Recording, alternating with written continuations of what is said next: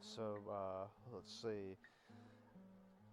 There are there are analogous places and parallels within our world and the world specifically of the Dark Tower, such as the city of New York City in our world is the city of Lud in his world, and the city of Lud is a place that was overrun by cannibals and raiders, and it's just really went to hell, and it's a wasteland of a city. And the city of Lud was run by an AI. It didn't call it an AI, but it's an AI. Cities run by an AI that is controlled through supercomputers underground. Way underground in the city, there's a bunch of supercomputers, and they are the brain of the city. And the city AI manifests itself as an entity known as Blaine. And Blaine is able to control everything in the city, and he poison gases the city because when our characters leave the city, they're leaving with Blaine and he's never coming back because they get into a monorail and AI controls the monorail. So Blaine he leaves the city and he comes with them and he's just with them and he's completely crazy because number one he's AI, but also he's been alone for thousands of years in his history, and he's just went crazy. So there's a city that's the same as New York, but in his realm, and it's called the City of Lud. It's controlled by an AI named Blaine. Uh, Blaine almost kills all of them because he's crazy. So there's there's two trains. There's Blaine and there's oh man, I what was believe the other his one was called Patricia. what was his buddy's name? Well, I'm not looking it up. It's okay. My point is, there were two AIs, and one of the AIs went over some rusty bridges, crashed off into the water, killed itself. And Blaine didn't do it, but Blaine couldn't do it. He stuck around, and he was running the city.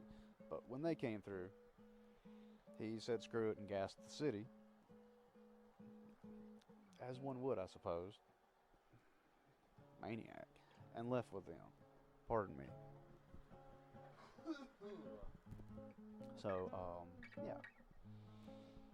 So that's a very, very shortened and incomplete telling of all that story. But here's some parallels. Alright, this is where I'm headed with all this. Okay? The city of Lud is controlled by AI. That book came out in The Wasteland came out in 91. Pretty sure. It's old. And AI was not even a new idea then, you know? So it's not like Stephen King invented anything, alright? But the city, controlled by AI, decided it was the best option to poison all the people that were left in the city because it was leaving and not coming back and wasn't going to be there to be responsible for them. Alright? So the most logical thing was for it to go ahead and do that.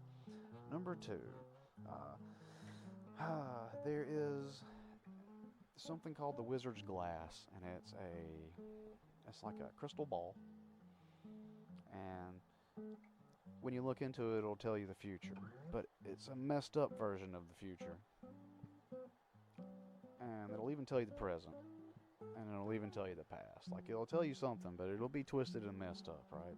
But the Wizard's Glass causes a lot of problems, and it reminds me of the Palantir in the Lord of the Rings stuff, and of Project Looking Glass. And obviously we got the Palantir stuff in technology now, but the Project Looking Glass is a popular sort of a theory where there's a device that could look into the future somehow, and like looking through a looking glass, you know. So it reminded me of that. So also, the number 19 is featured very, very heavily.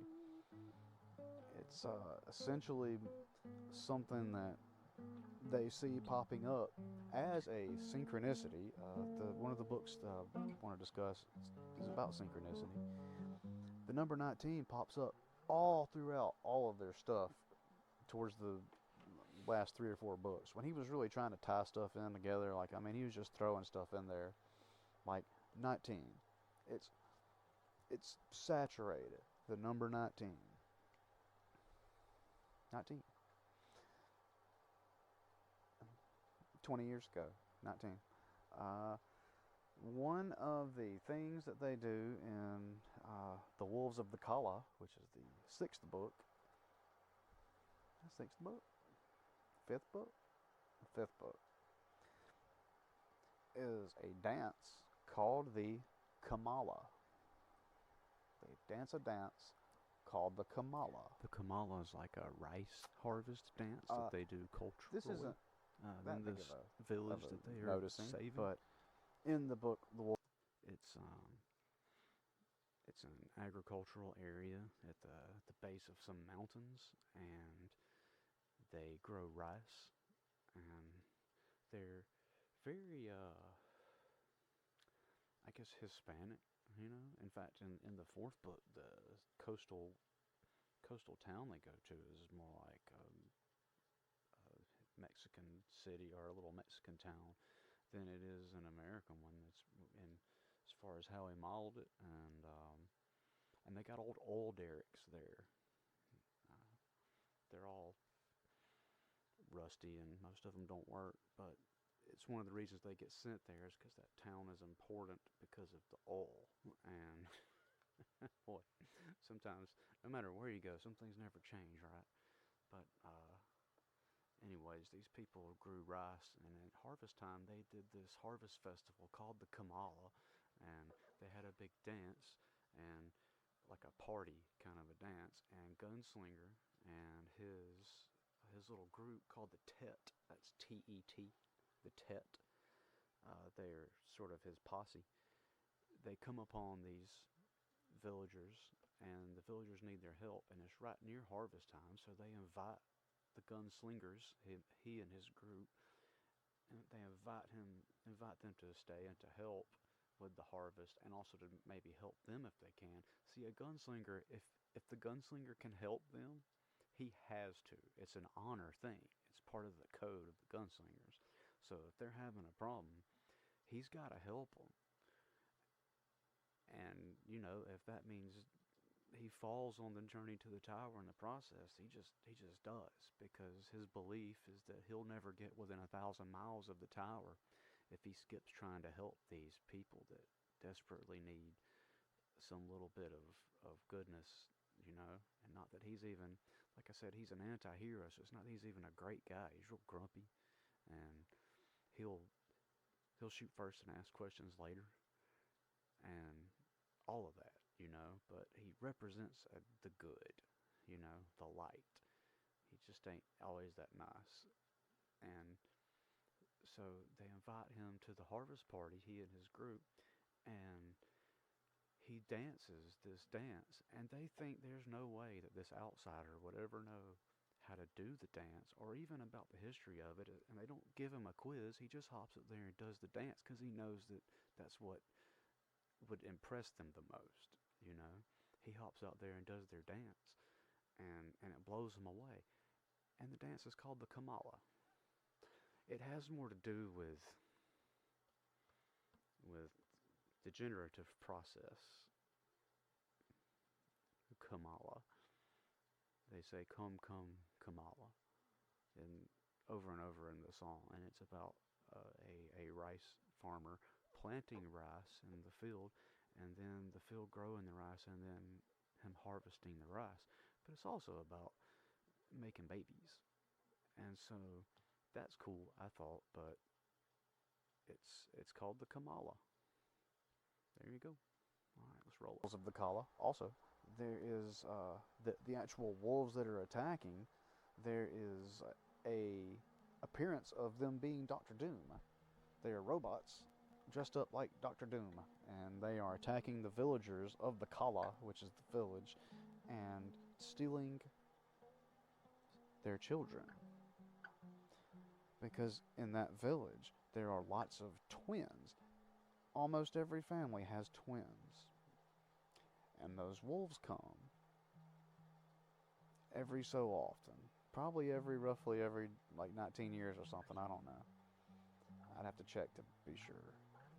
The wolves come, robots, and they take one of each twin away with them. And they extract some enzymes from those twins to make some type of substance. And when they return the twins, those twins are stunted mentally, but they get very, very large physically, like giant size, like 8 feet tall, 8, 9 feet tall probably. And those people use them as their farm animals, their brothers. Like a brother will use his brother as the farm animal because they can't do anything else. And the people using them don't like doing it. It hurts them a little bit. But also, the people that are getting used as the farm animals, they love it because they're strong and they're like playing outside. Like they're all in a super good, happy mood. Everybody's enjoying themselves, and the people who feel guilty only feel guilty about it for a second, because then their brother or sister will just be laughing and enjoying pulling a giant plow, because they got to grow their food somehow, and there's no horses in that area or livestock in that area that could be beasts of burden. They got little tiny, maybe they got little donkeys or something. I don't. Couldn't do farm work with them. Their brought back twins were bigger and better beasts of burden and smarter. So, be that as it may, that village had twins, and they'd take one of the twins and take something out of their brain, and when they'd get them back, they'd be different for the rest of their life. Okay? And they'd come every generation or so and take the twins. They'd come and they'd harvest their crop. Now it turns out that substance was being used to make supplements to give to these people called the breakers. Now the breakers are children, very gifted children that were recruited in various ways and discovered through all sorts of different means of testing and observation. And these children had special abilities, a lot like Charles Xavier and his school for gifted young adults. Special abilities. And when they take these supplements, which they didn't know where they were coming from or what they were, and also they were just kids and they were kidnapped to a different realm. They'd take these supplements and it would make their abilities increase. These kids had the shine, as they call it in some other Stephen King movies. Pause. So the shine is essentially your innate ability within yourself to be psychic or precog or possibly telepathic or resist mind control or produce illusions or essentially any of the cool stuff that you could maybe do using your mind or your spirit or your soul or whatever extra senses that might be talked about or whatever. The shine's different things to different people. Like the kid from The Shining, his shine was seeing all those ghosts, right? And his shine was seeing through also through illusions in that haunted hotel. But his dad's shine was a little different. It was just him being angry and desperate, and maybe his dad had the shine, and that was part of what the situation was. It's been so long since I read The Shining, I don't really remember. I remember Dr. Sleep, And it was, you know, it was a book. But in that one, they go into the shine a little bit more, and of course, Stephen King's had a lot longer to think about what certain aspects of things would be by the time he got around to Doctor Sleep. And undoubtedly that was affected somewhat by popular culture, which he also affected with The Shining and some of his other stuff. So it's kind of the chicken or the egg there, you know. But The Shine is something that if you have it, people that don't have it don't understand it. And if you have it, you probably don't understand how to use it because nobody's teaching you how to do it.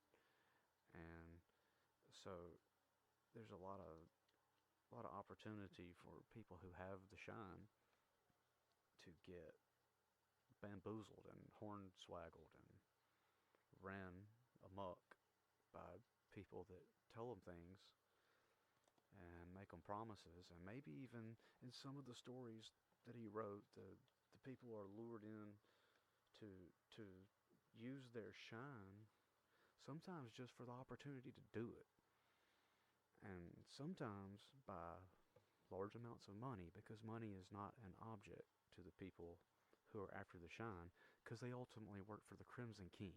And the Crimson King is like Thanos. He wants to break it all, destroy it all, and start over, make it in his image. And so all the people that are working against the gunslinger are evil. And they'll offer you whatever they have to get you in the car. And then obviously you're not getting it. Even if they paid you money for years and years, when they finally pull the trap and they got you, they're taking you away to another realm, through a portal or a doorway, to another place where you ain't going home. You could escape from there and go as far as you wanted to. You ain't going home. That's just how they are. They don't care about. There's no inherent human life value, especially human life. Not to these folks, because most of them ain't even human. And the ones that are human, they only value money and not being eaten by the people that are not people. So, yeah, they pay their lackeys pretty well until they kill them. But they might kill them at the drop of a hat for absolutely no reason. Like stomping a bug. Or shooting a rat. Something crazy like shooting a person like they're a rat. Well, that's how they feel about it. The people that are working against the gunslinger there, that work for the Crimson King. And the people doing the breaking, the breakers, the people doing the breaking that have the shine, they don't all know what they're doing. They don't know that they're necessarily destroying potentially at least the place they're at, but also maybe all the places. They just know they're getting to use their ability. And there's a few of them that are way more powerful than all the rest, and they are essentially like amplifiers. And if you're just around these people, it makes you feel good and in a better mood. And they actually are able to take and amplify good vibes and also psychic powers and help make it stronger just by them being around. And that's like the most powerful ones. The most powerful ones can do their psychic stuff and they make everyone else stronger. Like there's an old guy named Ted something. Ted Williamson? I don't know. I don't think that's right. But he's from Hearts in Atlantis. It's a book, and the movie is starring Anthony Hopkins. It's a Stephen King story. And he is a psychic. And he can do... What can he do? I think maybe, you know what he can do? With his mind, he can make a spear that he can throw in his mind, and you're just done. It's over. And it's just a word. And he thinks it into your head, and you think